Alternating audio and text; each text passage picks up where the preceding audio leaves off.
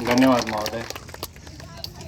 पूज्य भिक्षु संघ, माननीय कुलपति महोदय, मंच पर आसीन अन्य आचार्यगण, सम्मुख विराजमान सभी आचार्यगण, हमारे शिक्षणेतर बंधु, छात्रों और हमारे स्थानीय जो गांव के लोग हैं कुछ बैठे हुए, आप सबों को आज के इस कार्तिक पूर्णिमा के पावन अवसर के लिए बहुत बहुत बधाई और शुभकामनाएं।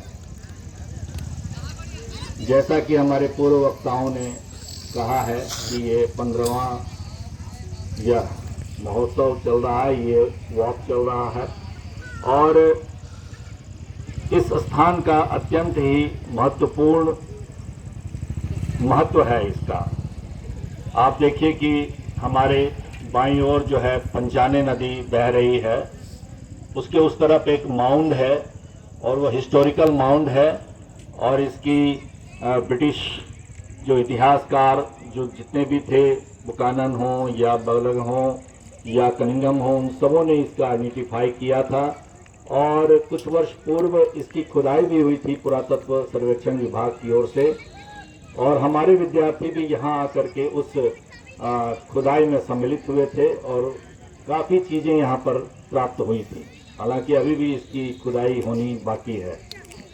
और दूसरी ओर देखिए कि कितना सुंदर ये पहाड़ है और जैसा कहा जाता है कि इसका प्राचीन नाम गिरिव्रज था, बाद में यह अपभ्रंश बनते बनते जो है गिरियक हो गया, संभवतः इसलिए कि ये एक गिरी है, गिरी एक अर्थात एक गिरी, एक पहाड़ है, तो इसी नाम पे जो है इसका गिरियक नाम पड़ा है।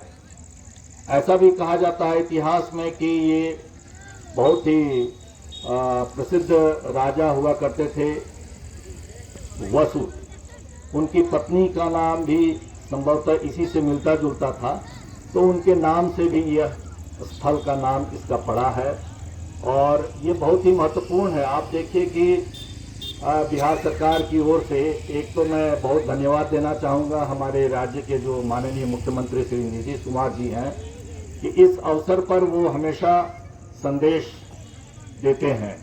हमारा जो एक कार्यक्रम 15 दिन बाद जो अगहन अमावस्या है वो मुगलान के जो परिनिर्वाण है वो हमारे पास में जो जाफर डी है वहाँ पर होता है। उस अवसर पर और आज के अवसर पर बिना किसी गतिरोध के वो हमेशा संदेश छापते हैं और सभी लोगों को इसकी शुभकामना देते हैं, तो मैं उनका भी बहुत ही आभारी हूँ और धन्यवाद देता हूँ। और यह आज का दिन अत्यंत पावन है और पवित्र है और यहाँ देखिए कि गंगा नदी भी यहाँ पर, गंगा का जल भी यहाँ पास में आ गया, हमारे बगल से होकर के यहाँ कुछ ही दूरी पर यहाँ एक डैम बना है जिसमें गंगा जल का एकत्र होता है और उसकी सप्लाई नगरों में होती है। राजगीर में पेयजल उसको जो है शुद्ध करके उसको और भी पेयजल भी किया जाता है और किसानों के लिए भी उसको सप्लाई किया जाता है। तो आज का दिन हम लोगों के लिए अत्यंत ही महत्वपूर्ण है, हमारे विद्यार्थियों के लिए भी महत्वपूर्ण है।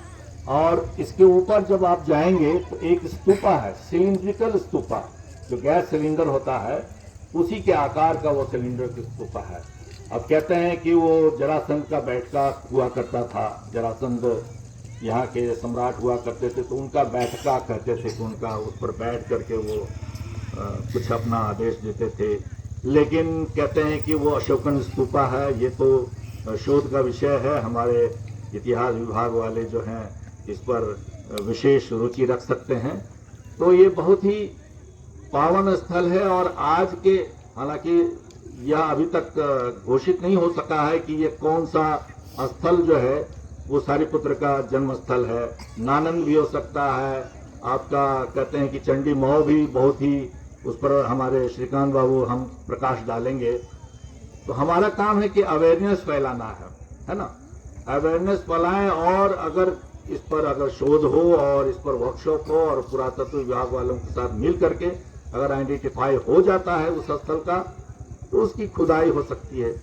तो इस प्रकार हम एक बार फिर आप सबों को आज के इस पावन अवसर पर हार्दिक शुभकामनाएं देते हैं। बहुत बहुत धन्यवाद।